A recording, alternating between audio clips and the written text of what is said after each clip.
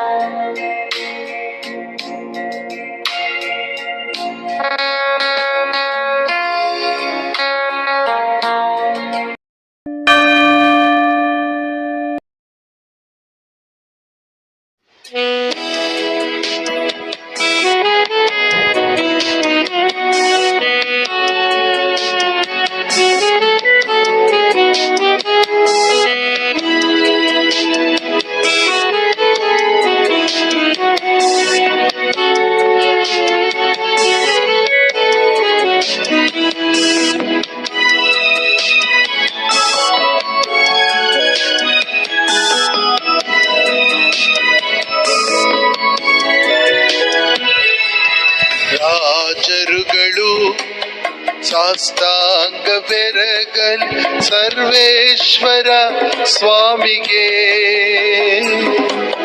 ಸರ್ವೇಶ್ವರ ಸ್ವಾಮಿಗೆ. ರಾಜರುಗಳು ಸಾಷ್ಟಾಂಗ ಬೆರಗಲಿ ಸರ್ವೇಶ್ವರ ಸ್ವಾಮಿಗೆ,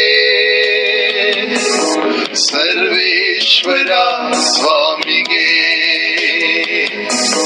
ಸರ್ವೇಶ್ವರ ಸ್ವಾಮಿಗೆ.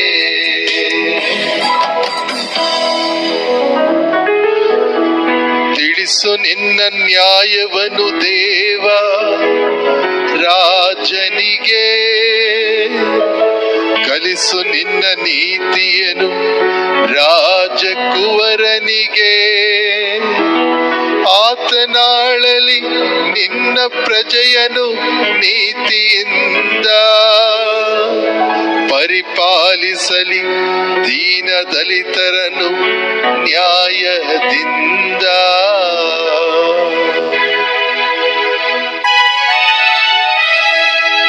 ರಾಜರುಗಳು ಸಾಷ್ಟಾಂಗ ಬೆರಗಲಿ ಸರ್ವೇಶ್ವರ ಸ್ವಾಮಿಗೆ, ಸರ್ವೇಶ್ವರ ಸ್ವಾಮಿಗೆ, ಸರ್ವೇಶ್ವರ ಸ್ವಾಮಿಗೆ. ಪಿತನ ಮತ್ತು ಸುತನ ಮತ್ತು ಪವಿತ್ರಾತ್ಮರ ನಾಮದಲ್ಲಿ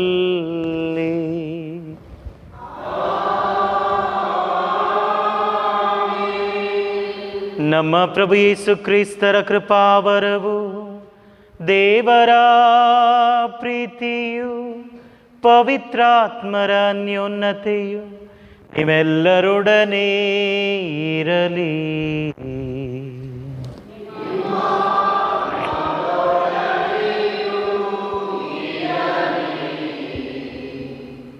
ಪ್ರಭು ಕ್ರಿಸ್ತರಲ್ಲಿ ನನ್ನ ಆತ್ಮೀಯ ಸಹೋದರ ಸಹೋದರಿಯರೇ ಹಾಗೂ ಪ್ರೀತಿಯ ಮಕ್ಕಳೇ, ಇಂದು ನಾವು ದೈವ ದರ್ಶನದ ಮಹೋತ್ಸವವನ್ನು ಆಚರಿಸುತ್ತಿದ್ದೇವೆ. ಪ್ರಭು ಯೇಸು ಕ್ರಿಸ್ತರು ತಮ್ಮನ್ನು ಜ್ಞಾನಿಗಳಿಗೆ ತೋರ್ಪಡಿಸಿದಂತಹ ದಿನ. ನಮ್ಮ ಈ ವಿಶ್ವಾಸದ ಪಯಣದಲ್ಲಿ ಪ್ರಭು ಯೇಸು ಕ್ರಿಸ್ತರು ಸದಾ ತಮ್ಮನ್ನು ತೋರ್ಪಡಿಸುತ್ತಲೇ ಇದ್ದಾರೆ. ಅವರ ದರ್ಶನವನ್ನು ನೀಡುತ್ತಲೇ ಇದ್ದಾರೆ. ಅವರ ಮಹಿಮೆಯನ್ನು ಅವರ ವಾಕ್ಯವು, ಅವರ ಸಂಸ್ಕಾರಗಳು ನಮಗೆ ಸಾರುತ್ತಲೇ ಇವೆ.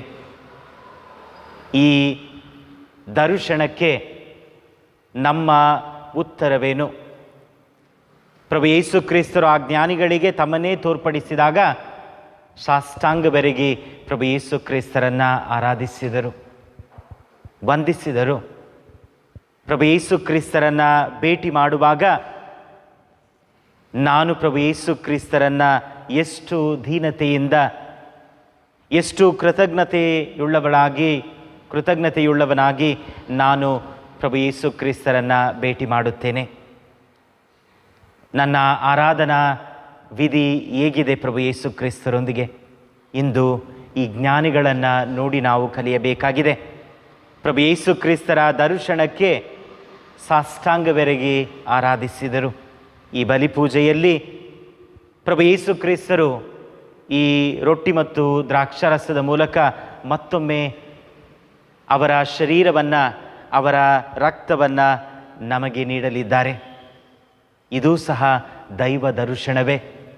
ಈ ದೈವ ದರ್ಶನದಲ್ಲಿ ಪ್ರಭು ಯೇಸು ಕ್ರಿಸ್ತರನ್ನು ಆರಾಧಿಸುತ್ತಾ, ಅವರನ್ನು ವಂದಿಸುತ್ತಾ ಭಾಗಿಯಾಗುವಂತೆ ನಿಮ್ಮೆಲ್ಲರನ್ನು ಆಹ್ವಾನಿಸುತ್ತೇನೆ.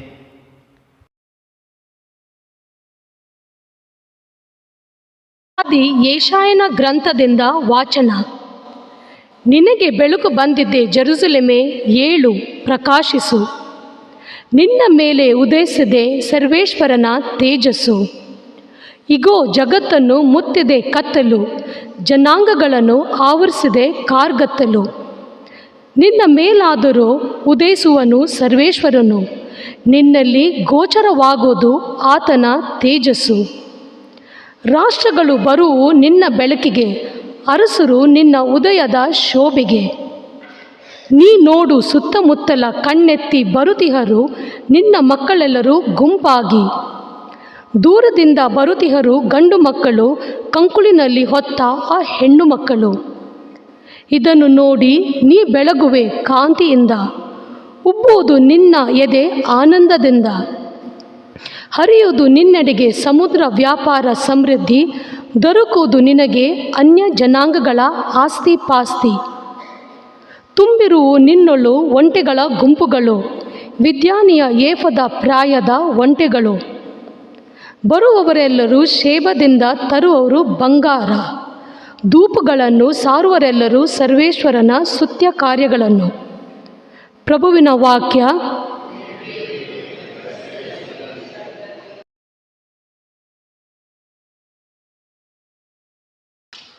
ರಾಜರುಗಳು ಸಾಷ್ಟಾಂಗವೆರಗಲಿ ಸರ್ವೇಶ್ವರ ಸ್ವಾಮಿಗೆ. ರಾಜರುಗಳು ಸಾಷ್ಟಾಂಗವೆರಗಲಿ ಸರ್ವೇಶ್ವರ ಸ್ವಾಮಿಗೆ. ತಿಳಿಸು ನಿನ್ನ ನ್ಯಾಯವನ್ನು ದೇವ ರಾಜನಿಗೆ, ಕಲಿಸು ನಿನ್ನ ನೀತಿಯನ್ನು ರಾಜಕುವರನಿಗೆ. ಆತನಾಳಲಿ ನಿನ್ನ ಪ್ರಜೆಯನ್ನು ನೀತಿಯಿಂದ, ಪರಿಪಾಲಿಸಲಿ ದೀನ ದಲಿತರನ್ನು ನ್ಯಾಯದಿಂದ. ರಾಜರುಗಳು ಸಾಷ್ಟಾಂಗವೆರಗಲಿ ಸರ್ವೇಶ್ವರ ಸ್ವಾಮಿಗೆ. ಬೆಳೆಯಲಿ ಆತನ ಪಾಲನೆಯಲ್ಲಿ ನ್ಯಾಯ ನೀತಿ, ಬೆಳಗಲಿ ಚಂದ್ರನಂತೆ ಸದಾ ಸಂಪೂರ್ಣ ಶಾಂತಿ. ಸಾಗರದಿಂದ ಸಾಗರದವರೆಗಿರಲಿ ಆತನ ಆಧಿಪತ್ಯ, ಮಹಾನದಿಯಿಂದ ಭುವಿ ಎಲ್ಲೆಯವರೆಗಿರಲಿ ಆತನ ಪ್ರಭುತ್ವ. ರಾಜರುಗಳು ಸಾಷ್ಟಾಂಗವೆರಗಲಿ ಸರ್ವೇಶ್ವರ ಸ್ವಾಮಿಗೆ. ಕಪ್ಪಗಳನ್ನು ಅರ್ಪಿಸಲಿ ತಾರ್ಷಿಷ್ ಹಾಗೂ ದ್ವೀಪದ ರಾಜರುಗಳು, ಕಾಣಿಕೆಗಳ ತಂದೊಪ್ಪಿಸಲಿ ಶೆಬಾ ಹಾಗೂ ಸೆಬಾದ ರಾಜರುಗಳು.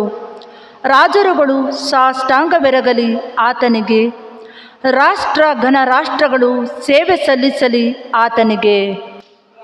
ರಾಜರುಗಳು ಸಾಷ್ಟಾಂಗವೆರಗಲಿ ಸರ್ವೇಶ್ವರ ಸ್ವಾಮಿಗೆ.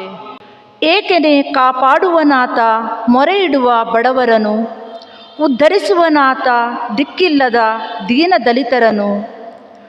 ದೀನ ದರಿದ್ರರಿಗೆ ದಯೆಯ ತೋರುವನು, ದಲಿತರ ಪ್ರಾಣವನ್ನು ಕಾಪಾಡುವನು. ರಾಜರುಗಳು ಸಾಷ್ಟಾಂಗವೆರಗಲಿ ಸರ್ವೇಶ್ವರ ಸ್ವಾಮಿಗೆ.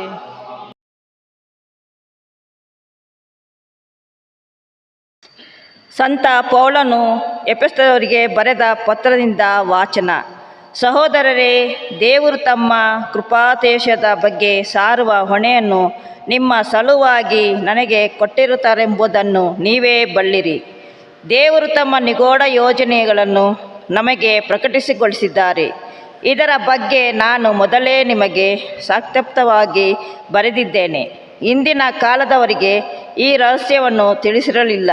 ಆದರೆ ಈಗ ದೇವರು ಪವಿತ್ರಾತ್ಮನ ಮುಖಾಂತರ ಪೂಜಾ ಪ್ರೇಷ್ಠರಿಗೂ ಪ್ರವಾದಿಗಳಿಗೂ ಅದನ್ನು ಪ್ರಕಟಿಸಿದ್ದಾರೆ. ಶುಭ ಸಂದೇಶದ ಮೂಲಕ ಅನ್ಯ ಜನರು ಯೇಸು ಕ್ರಿಸ್ತರಲ್ಲಿ ದೇವಜನರೊಡನೆ ಸಹಬಾಂಧ್ಯದವರು, ಹಕ್ಕುದಾರರು, ಒಂದೇ ಶರೀರದ ಅಂಗಗಳು ಹಾಗೂ ದೇವರು ಮಾಡಿದ ವಾಗ್ದಾನದಲ್ಲಿ ಪಾಲುಗಾರರು. ಇದೇ ಆ ರಹಸ್ಯ. ಪ್ರಭುವಿನ ವಾಕ್ಯ. ಪೂರ್ವದಲ್ಲಿ ಉದಯಿಸಿದನ್ನು ಕಂಡು ಅವರನ್ನು ಆರಾಧಿಸಲು ಇಲ್ಲಿಗೆ ಬಂದಿದ್ದೇವೆ.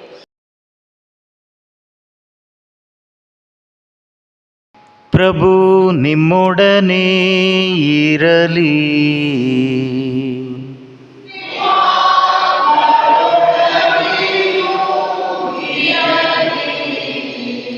ಸಂತ ಮತ್ತಾಯರು ಬರೆದ ಪವಿತ್ರ ಶುಭ ಸಂದೇಶದಿಂದ ವಾಚನ.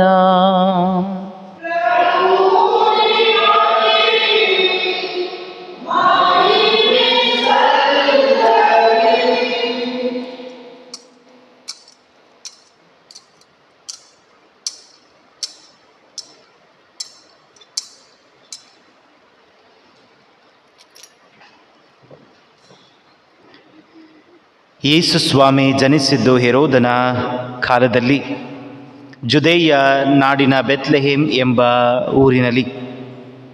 ಕೆಲವು ಜ್ಯೋತಿಷಿಗಳು ಪೂರ್ವ ದಿಕ್ಕಿನಿಂದ ಹೊರಟು ಜೆರುಸಲೇಮಿಗೆ ಬಂದರು. ಯಹೂದ್ಯರ ಅರಸ ಹುಟ್ಟಿದ್ದಾರಲ್ಲವೇ, ಅವರೆಲ್ಲಿ ಎಂದು ವಿಚಾರಿಸಿದರು. ಅವರನ್ನು ಸೂಚಿಸುವ ನಕ್ಷತ್ರ ಪೂರ್ವದಲ್ಲಿ ಉದಯಿಸಿದನ್ನು ಕಂಡು ಅವರನ್ನು ಆರಾಧಿಸಲು ಇಲ್ಲಿಗೆ ಬಂದಿದ್ದೇವೆ ಎಂದರು. ಇದನ್ನು ಕೇಳಿದ್ದೇ ಹೆರೋದ ಅರಸನು ಬಹಳ ತಳಮಳಗೊಂಡನು. ಅಂತೆಯೇ ಜೆರುಸಲೇಮ್ ಆದ್ಯಂತವೂ ಗಲಿಬಿಲಿಗೊಂಡಿತು. ಯಹೂದ್ಯರ ಎಲ್ಲ ಮುಖ್ಯ ಯಾಜಕರನ್ನು, ಧರ್ಮಶಾಸ್ತ್ರಿಗಳನ್ನು ಅವನು ಸಭೆ ಸೇರಿಸಿದನು. ಕ್ರಿಸ್ತ ಹುಟ್ಟಬೇಕಾದದ್ದು ಎಲ್ಲಿ ಎಂದು ಅವರನ್ನು ವಿಚಾರಿಸಿದನು. ಅದಕ್ಕೆ ಅವರು, ಜುದೇಯದಲ್ಲಿರುವ ಬೆತ್ಲೆಹೇಮಿನಲ್ಲಿ ಹುಟ್ಟುವನು. ಏಕೆಂದರೆ ಜುದೇಯ ನಾಡಿನ ಬೆತ್ಲೆಹೇಮೆ, ಜುದೇಯದ ಪ್ರಮುಖ ಪಟ್ಟಣಗಳಲ್ಲಿ ನೀನು ಅಲ್ಪಲೇನೂ ಅಲ್ಲ. ಕಾರಣ ನಿನ್ನ ಪ್ರಜೆ ಇಸ್ರಾಯೇಲನ್ನು ಪರಿಪಾಲಿಸುವವನು ನಿನ್ನಿಂದಲೇ ಉದಯಿಸುತ್ತಾನೆ ಎಂದು ಪ್ರವಾದಿ ಬರೆದಿದ್ದಾರೆ ಎಂದು ಉತ್ತರವಿತ್ತರು. ಆಗ ಹೆರೋದನು ಆ ಜ್ಯೋತಿಷಿಗಳನ್ನು ಗೋಪ್ಯವಾಗಿ ಬರಮಾಡಿಕೊಂಡು ಅವರಿಗೆ ನಕ್ಷತ್ರ ಕಾಣಿಸಿಕೊಂಡ ಕಾಲವನ್ನು ಸ್ಪಷ್ಟವಾಗಿ ಕೇಳಿ ತಿಳಿದುಕೊಂಡನು.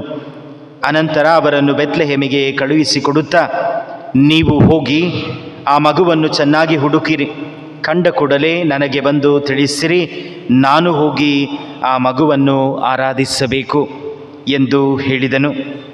ಜ್ಯೋತಿಷಿಗಳು ಅರಸನ ಮಾತಿಗೆ ತಲೆಬಾಗಿ ಹೊರಟರು. ಪೂರ್ವ ದಿಕ್ಕಿನಲ್ಲಿ ಮೊದಲೇ ಅವರಿಗೆ ಕಾಣಿಸಿಕೊಂಡಿದ್ದ ನಕ್ಷತ್ರ ಪುನಃ ಕಾಣಿಸಿಕೊಂಡಿತು. ಅವರು ಪರಮಾನಂದಭರಿತರಾದರು. ಆ ನಕ್ಷತ್ರ ಅವರ ಮುಂದೆ ಮುಂದೆ ಸಾಗುತ್ತಾ ಮಗು ಇದ್ದ ಸ್ಥಳದ ಮೇಲೆ ಬಂದು ನಿಂತು ಬಿಟ್ಟಿತು. ಜ್ಯೋತಿಷಿಗಳು ಆ ಮನೆಯನ್ನು ಪ್ರವೇಶಿಸಿ ಮಗುವನ್ನು ತಾಯಿ ಮರಿಯಳ ಬಳಿ ಕಂಡು ಅದಕ್ಕೆ ಸಾಷ್ಟಾಂಗವೆರಗಿ ಆರಾಧಿಸಿದರು. ತಮ್ಮ ತಮ್ಮ ಬೊಕ್ಕಸಗಳನ್ನು ಬಿಚ್ಚಿ ಚಿನ್ನ, ಪರಿಮಳದ ದ್ರವ್ಯ, ರಕ್ತಬೋಳ ಇವುಗಳನ್ನು ಮಗುವಿಗೆ ಪಾದ ಕಾಣಿಕೆಯಾಗಿ ಸಮರ್ಪಿಸಿದರು. ಹೆರೋದನ ಬಳಿಗೆ ಹಿಂದಿರುಗಬಾರದೆಂದು ಕನಸಿನಲ್ಲಿ ದೈವಾಜ್ಞೆಯಾದ್ದರಿಂದ ಅವರು ಬೇರೆ ಮಾರ್ಗವಾಗಿ ಅವರ ದೇಶಕ್ಕೆ ತೆರಳಿದರು.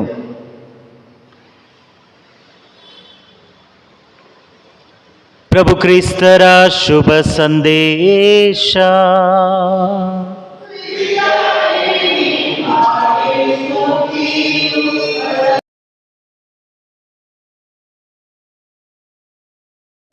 ಪ್ರಭು ಕ್ರಿಸ್ತರಲ್ಲಿ ನನ್ನ ಆತ್ಮೀಯ ಸಹೋದರ ಸಹೋದರಿಯರೇ, ಇಂದು ನಾವು ದೈವ ದರ್ಶನದ ಮಹೋತ್ಸವವನ್ನು ಆಚರಿಸುತ್ತಿದ್ದೇವೆ. ಬಹಳ ಮುಖ್ಯವಾದ ಒಂದು ದಿನ, ವಿಶೇಷವಾಗಿ ಆದಿಧರ್ಮಸಭೆಯಲ್ಲಿ. ಆದಿಧರ್ಮಸಭೆಯಲ್ಲಿ ಪ್ರಭು ಯೇಸು ಕ್ರಿಸ್ತರ ಜನನವನ್ನು ಈ ದಿನವೇ ಆಚರಿಸುತ್ತಿದ್ದರು. The Christmas was on this day. ಈ ದಿನವೇ ಪ್ರಭು ಯೇಸು ಕ್ರಿಸ್ತರ ಜನನದ ಮಹೋತ್ಸವವನ್ನು ಆದಿಧರ್ಮಸಭೆ ಆಚರಿಸಿದ್ದು. ತದನಂತರ ಈ ಹಬ್ಬಗಳನ್ನು ಬೇರ್ಪಡಿಸಲಾಯಿತು. ಪ್ರಭು ಯೇಸು ಕ್ರಿಸ್ತರ ಜನನವನ್ನು ಪ್ರತ್ಯೇಕವಾಗಿ, ದೈವ ದರ್ಶನವನ್ನು ಪ್ರತ್ಯೇಕವಾಗಿ, ಪ್ರಭು ಯೇಸು ಕ್ರಿಸ್ತರ ದೀಕ್ಷಾ ಸ್ನಾನವನ್ನು ಪ್ರತ್ಯೇಕವಾಗಿ ಆಚರಿಸಿ ಅವುಗಳಲ್ಲಿರುವ ಆ ವಿಶ್ವಾಸಕ್ಕೆ ಬೇಕಾದ ವಿಷಯಗಳನ್ನು ಇನ್ನೂ ಆಳವಾಗಿ ಧ್ಯಾನಿಸಬೇಕೆಂದು ಆದಿಧರ್ಮಸಭೆಯಲ್ಲಿ ಈ ಮಹೋತ್ಸವವನ್ನು ಬಹಳ ವಿಜೃಂಭಣೆಯಿಂದ ಆಚರಿಸುತ್ತಿದ್ದರು. ಬಹುಶಃ ಈ ಮಹೋತ್ಸವದ ವಿಶೇಷತೆ ಏನು ಅಂದರೆ, ಪ್ರಭು ಯೇಸು ಕ್ರಿಸ್ತರ ಇಡೀ ಜೀವನವನ್ನೇ ಈ ಮಹೋತ್ಸವ ಆವರಿಸುತ್ತಿತ್ತು. ಪ್ರಭು ಯೇಸು ಕ್ರಿಸ್ತರ ಜನನವನ್ನು ಈ ದಿನದಂದು ಸ್ಮರಿಸುತ್ತಿದ್ದರು.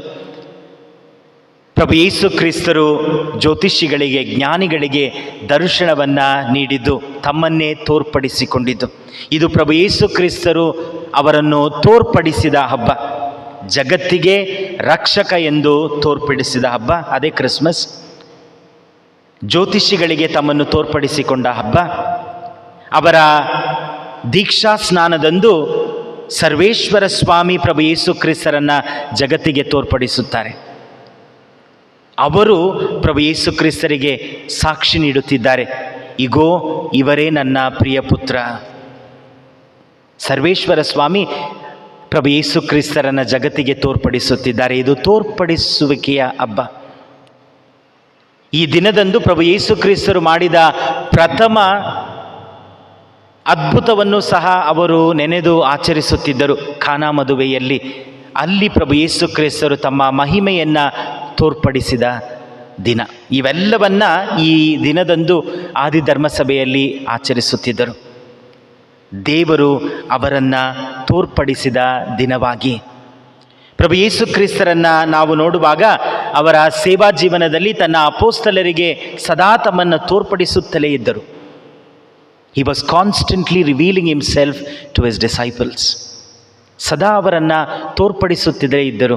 ಈ ತೋರ್ಪಡಿಸುವಿಕೆಯ ಉದ್ದೇಶ ಅವರ ವಿಶ್ವಾಸವನ್ನು ಬಲಪಡಿಸುವುದು. ಪ್ರತಿ ಬಾರಿ ಪ್ರಭು ಯೇಸು ಕ್ರಿಸ್ತರು ಒಂದು ಅದ್ಭುತವನ್ನು ಮಾಡುವಾಗ ಪ್ರಭು ಯೇಸು ಕ್ರಿಸ್ತರು ಅವರ ಶಕ್ತಿಯನ್ನು, ದೈವತ್ವವನ್ನು, ಮಹಿಮೆಯನ್ನು ತೋರ್ಪಡಿಸಿದರು. ಮೃತ ಹೊಂದದವರಿಗೆ ಜೀವವನ್ನು ನೀಡುವಾಗ ತಾನು ಜೀವ ನೀಡುವ ದೇವರಾಗಿದ್ದಾರೆ ಎಂಬುದನ್ನು ತೋರ್ಪಡಿಸಿದರು. ಪಾಪಿಗಳನ್ನು ಕ್ಷಮಿಸುವಾಗ ತಾನು ಕ್ಷಮಿಸುವ ದೇವರಾಗಿದ್ದೇನೆ ಎಂಬುದನ್ನು ತೋರ್ಪಡಿಸಿದರು. ಪ್ರಭು ಯೇಸು ಕ್ರಿಸ್ತರು ಅವರ ಯಾತನೆ, ಮರಣದ ಬಗ್ಗೆ ಮಾತನಾಡುವಾಗ ಅಪೋಸ್ತಲರು ಕುಗ್ಗಿ ಹೋಗುತ್ತಾರೆ. ಆಗ ಒಂದು ವಿಶೇಷ ತೋರ್ಪಡಿಕೆ ಪ್ರಭು ಯೇಸು ಕ್ರಿಸ್ತರದು. ಆ ಅಪೋಸ್ತಲರನ್ನು ತಾಬೂರ್ ಬೆಟ್ಟಕ್ಕೆ ಕರೆದುಕೊಂಡು ಹೋಗುತ್ತಾರೆ ಮೂವರು. ಅಲ್ಲಿ ತಮ್ಮ ಮಹಿಮೆಯನ್ನು ತೋರ್ಪಡಿಸುತ್ತಾರೆ, ಪುನರುತ್ಥಾನದ ಮಹಿಮೆಯನ್ನು. ನನ್ನ ಮರಣವನ್ನು, ಯಾತನೆಯನ್ನು ಕಂಡು ನೀವು ಹಿಂಜರಿಯಬೇಡಿ, ಇಗೋ ನನ್ನ ಮಹಿಮೆಯನ್ನು ನೋಡಿ ಎಂದು ಹೇಳಿ ತಾಬೂರ್ ಬೆಟ್ಟದಲ್ಲಿ ಅವರ ಮಹಿಮೆಯನ್ನು, ಪುನರುತ್ಥಾನದ ಮಹಿಮೆಯನ್ನು, ಆ ತುಣುಕನ್ನು ಪ್ರಭು ಯೇಸು ಕ್ರಿಸ್ತರು ಅಪೋಸ್ತಲರಿಗೆ ನೀಡುತ್ತಾರೆ. ಪ್ರಭು ಯೇಸು ಕ್ರಿಸ್ತರು ಸದಾ ತೋರ್ಪಡಿಸುತ್ತಲೇ ಇದ್ದಾರೆ. ನಮ್ಮ ಜೀವನದಲ್ಲಿಯೂ ಸಹ ಪ್ರಭು ಯೇಸು ಕ್ರಿಸ್ತರನ್ನು ಗುಣಪಡಿಸುವವರಾಗಿ ತೋರ್ಪಡಿಸಿದ್ದಾರೆ.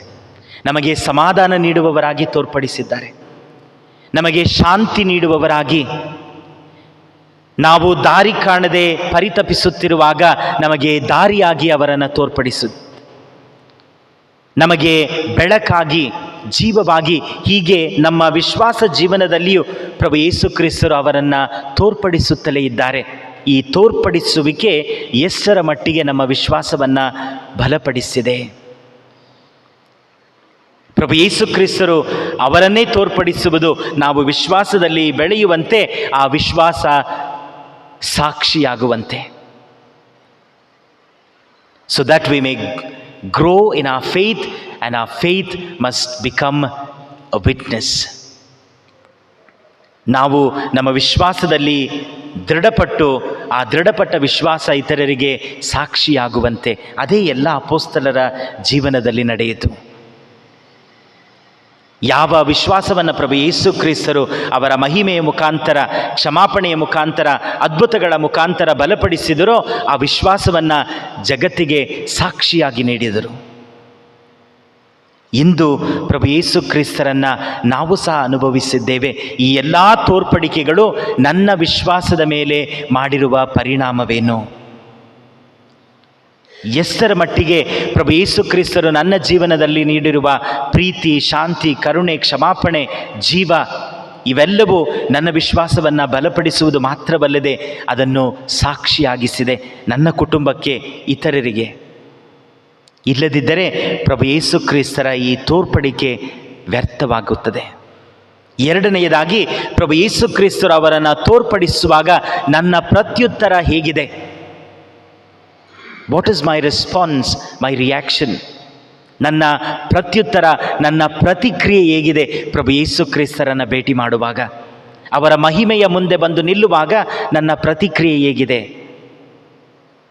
ಇಂದು ಈ ಜ್ಞಾನಿಗಳು, ಜ್ಯೋತಿಷಿಗಳು ಆ ಮಗುವನ್ನು ಕಂಡ ಕೂಡಲೇ, ಆ ಮಹಿಮೆಯನ್ನು ಕಂಡ ಕೂಡಲೇ ಅದಕ್ಕೆ ಅವರನ್ನು ಜ್ಞಾನಿಗಳು ಎಂದು ಕರೆಯುತ್ತೇವೆ. ಆ ದೈವತ್ವವನ್ನು ಅರಿತುಕೊಂಡ ಅವರು ಸಾಷ್ಟಾಂಗವೆರಗಿ ಆ ಮಗುವನ್ನು ಆರಾಧಿಸಿದರು ಎಂದು ಓದುತ್ತೇವೆ. ಪರಮಪ್ರಸಾದದಲ್ಲಿರುವ ಪ್ರಭು ಯೇಸು ಕ್ರಿಸ್ತರನ್ನು ಭೇಟಿ ಮಾಡುವಾಗ ಎಷ್ಟು ಬಾರಿ ನಾನು ಸಾಷ್ಟಾಂಗವೆರಗಿ ಅಲ್ಲಿರುವ ಪ್ರಭು ಯೇಸು ಕ್ರಿಸ್ತರನ್ನು ಆರಾಧಿಸಿದ್ದೇನೆ, ನಮಸ್ಕರಿಸಿದ್ದೇನೆ. ಆಲಯದೊಳಗೆ ನಾನು ಬರುವಾಗ ಪ್ರಭು ಯೇಸು ಕ್ರಿಸ್ತರನ್ನು ಕಂಡ ಕೂಡಲೇ ನನ್ನ ಪ್ರತಿಕ್ರಿಯೆ ಹೇಗಿದೆ? ಕೆಲವೊಮ್ಮೆ ಮಾತಾಡಿಕೊಂಡು ನಡ್ಕೊಂಡು ಹಾಗೆ ಒಳಗಡೆ ಬರ್ತೇವೆ. ಆಲಯದಲ್ಲಿ ನಾವು ಬರುತ್ತಿದ್ದೇವೆ ಎಂಬ ಪ್ರಜ್ಞೆಯೂ ಕೆಲವೊಮ್ಮೆ ನಮಗೆ ಇರುವುದಿಲ್ಲ. ಬಲಿಪೂಜೆಯಲ್ಲಿ ಇದ್ದೇವೆ, ಪ್ರಭು ಯೇಸು ಕ್ರಿಸ್ತರ ಮಹಿಮೆಯನ್ನು ನಾವು ನೋಡುತ್ತಿದ್ದೇವೆ. ಅವರು ಅರ್ಪಿಸಿದ ಅದೇ ಬಲಿಯನ್ನು ಅವರ ಸ್ಮರಣೆಯಾಗಿ ಅಲ್ಲ, ನಿಜವಾಗಿ ಇಂದಿಗೂ ಆಚರಿಸುತ್ತಿದ್ದೇವೆ ಎಂಬುದನ್ನು ಮರೆತು ಬಿಡುತ್ತೇವೆ. ಎಷ್ಟು ಬಾರಿ ಆ ಜ್ಞಾನಿಗಳಿಗೆ ಇದ್ದ ಆ ಪ್ರತಿಕ್ರಿಯೆ ನಮ್ಮಲ್ಲಿದೆ? ಪ್ರಭು ಯೇಸು ಕ್ರಿಸ್ತರ ಮಹಿಮೆಯನ್ನು ಕಾಣುವಾಗ ನಾನು ಸಾಷ್ಟಾಂಗವೆರಗಿ ಅವರನ್ನು ಆರಾಧಿಸುತ್ತೇನೆ. ಅವರ ಪ್ರಸನ್ನತೆಯಲ್ಲಿ ಬರುವಾಗ ನಾನು ಅವರ ಪ್ರಸನ್ನತೆಯಲ್ಲಿದ್ದೇನೆ, ಇದು ದೇವರು ಜೀವಿಸುವ ಸ್ಥಳವಾಗಿದೆ ಎಂದು ಹೇಳಿ ಆ ಪ್ರಭುವನ್ನು ಆ ಮಹಿಮೆಯೊಂದಿಗೆ ನಾನು ಭೇಟಿ ಮಾಡುತ್ತೇನೆ ಎಂಬ ಪ್ರಶ್ನೆಗಳನ್ನು ಇಂದಿನ ಹಬ್ಬ ನಮ್ಮ ಮುಂದಿಡುತ್ತಿದೆ.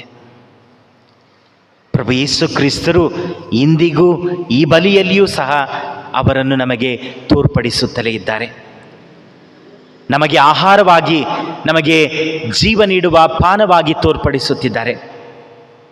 ಇಂದಿಗೂ ಈ ಬಲಿಯಲ್ಲಿಯೂ ಸಹ ಆ ತೋರ್ಪಡಿಸುವಿಕೆ ನಡೆಯುತ್ತಲೇ ಇದೆ.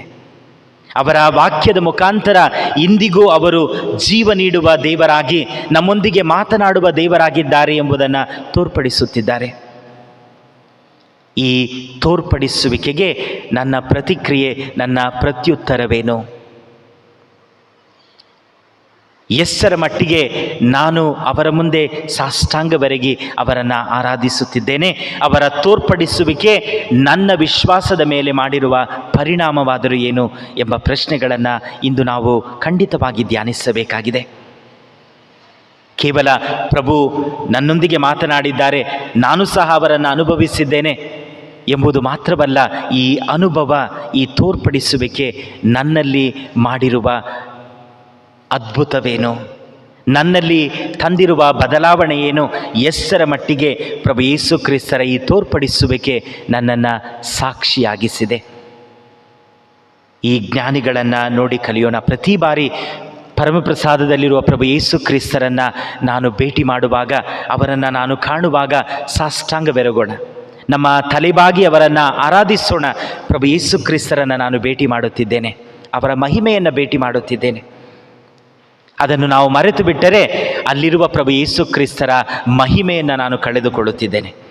ಇಲ್ಲಿ ವಾಸಿಸುತ್ತಿರುವ ಪ್ರಭು ಯೇಸು ಕ್ರಿಸ್ತರ ಪ್ರಸನ್ನತೆಯನ್ನು ನಾನು ಕಳೆದುಕೊಳ್ಳುತ್ತೇನೆ ನನ್ನ ಜೀವನದಲ್ಲಿ. ಆ ಮಹಿಮೆಯನ್ನು, ಪ್ರಸನ್ನತೆಯನ್ನು ನಮ್ಮದಾಗಿಸಿಕೊಳ್ಳಲು ಪ್ರತಿ ಬಾರಿ ನಾನು ಪ್ರಭು ಯೇಸು ಕ್ರಿಸ್ತರನ್ನು ಭೇಟಿ ಮಾಡುವಾಗ, ಪ್ರಭುವೇ ನಿಮ್ಮನ್ನು ಸಾಷ್ಟಾಂಗವೆರಗಿ ನಮಸ್ಕರಿಸಲು, ಆ ಜ್ಯೋತಿಷಿಗಳಂತೆ, ಜ್ಞಾನಿಗಳಂತೆ ಆ ವಿಶ್ವಾಸವನ್ನು ನನಗೆ ನೀಡಿ. ನಿಮ್ಮ ತೋರ್ಪಡಿಸುವಿಕೆ ನನ್ನ ವಿಶ್ವಾಸವನ್ನು ಬಲಪಡಿಸಲಿ, ನನ್ನ ವಿಶ್ವಾಸ ಸಾಕ್ಷಿ ಜೀವನವಾಗಿ ಮಾರ್ಪಡಲಿ ಎಂದು ಈ ಬಲಿಯಲ್ಲಿ ನಾವು ಪ್ರಭು ಯೇಸು ಕ್ರಿಸ್ತರಲ್ಲಿ ಪ್ರಾರ್ಥಿಸೋಣ.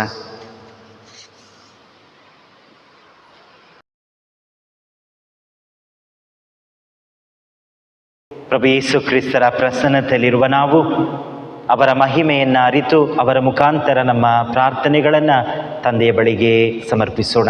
ಓ ದೇವನೇ, ಈ ಪ್ರಾರ್ಥನೆ ಒಲವಿಂದ ನೀ ಆಲಿಸು.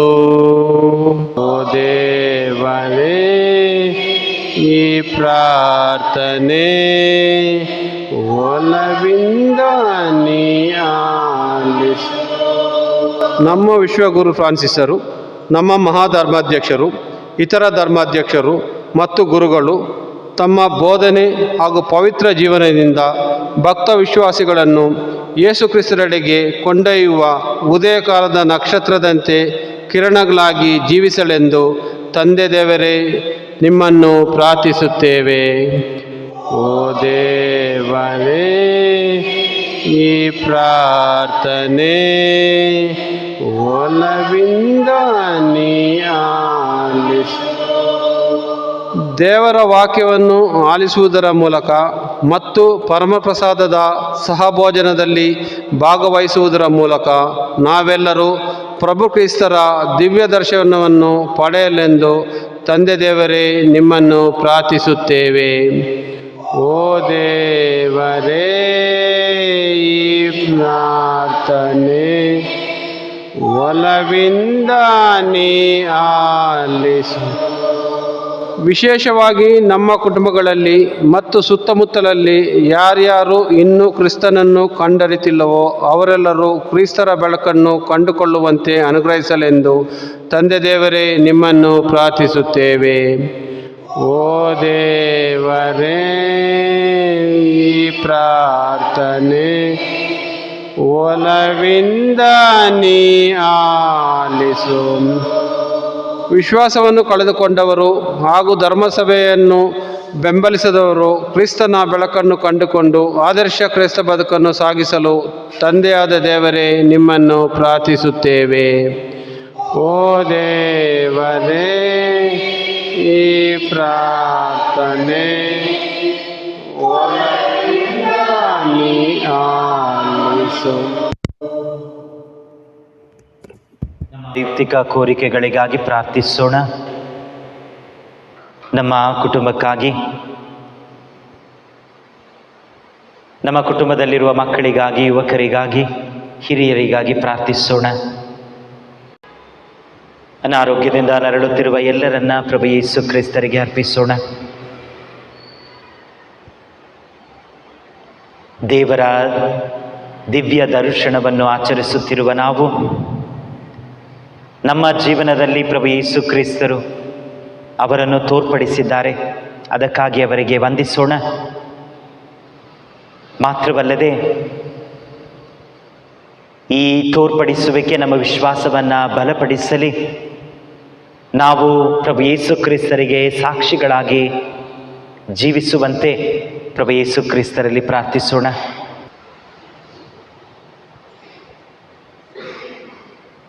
ನಮ್ಮ ಪ್ರಾರ್ಥನೆಗಳಿಗಾಗಿ, ನಮ್ಮಲ್ಲಿ ಕೇಳಿಕೊಂಡವರಿಗಾಗಿ ಪ್ರಾರ್ಥಿಸೋಣ.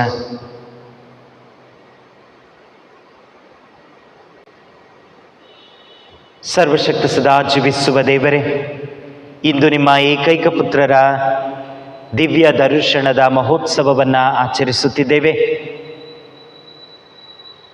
ನಿಮ್ಮ ಪುತ್ರರ ಮುಖಾಂತರ ನೀವು ನಿಮ್ಮ ಮಹಿಮೆಯನ್ನು, ದೈವತ್ವವನ್ನು ಸದಾ ನಮಗೆ ತೋರ್ಪಡಿಸುತ್ತಲೇ ಇದ್ದೀರಿ. ಪ್ರಭು ಯೇಸು ಕ್ರಿಸ್ತರಲ್ಲಿ ದೇವರ ಮಹಿಮೆಯನ್ನು ಸಂಪೂರ್ಣವಾಗಿ ಕಂಡುಕೊಳ್ಳುವಂತೆ, ಅದರಿಂದ ನಮ್ಮ ವಿಶ್ವಾಸದಲ್ಲಿ ನಾವು ದೃಢವಾಗಿ ನಿಮಗೆ ಸಾಕ್ಷಿಯಾಗಿ ಜೀವಿಸುವಂತೆ ನಮ್ಮನ್ನು ಆಶೀರ್ವದಿಸಿರಿ. ನಿಮ್ಮ ಪ್ರಿಯಪುತ್ರ ಯೇಸು ಕ್ರಿಸ್ತರ ಮುಖಾಂತರ ನಿಮ್ಮನ್ನು ಪ್ರಾರ್ಥಿಸುತ್ತೇವೆ.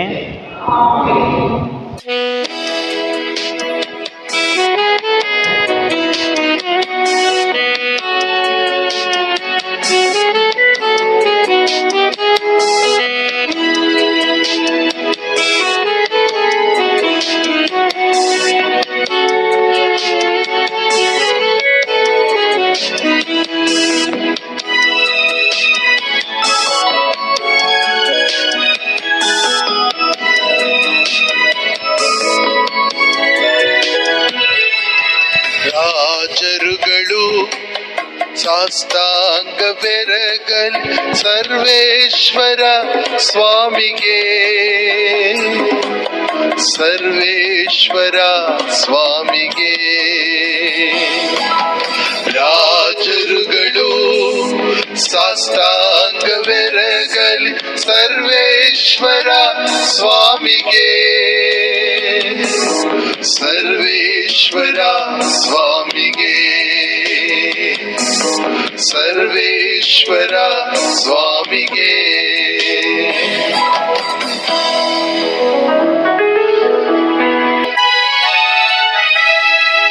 ರಾಜರುಗಳು ಸಾಷ್ಟಾಂಗವೆರಗಲಿ ಸರ್ವೇಶ್ವರ ಸ್ವಾಮಿಗೆ,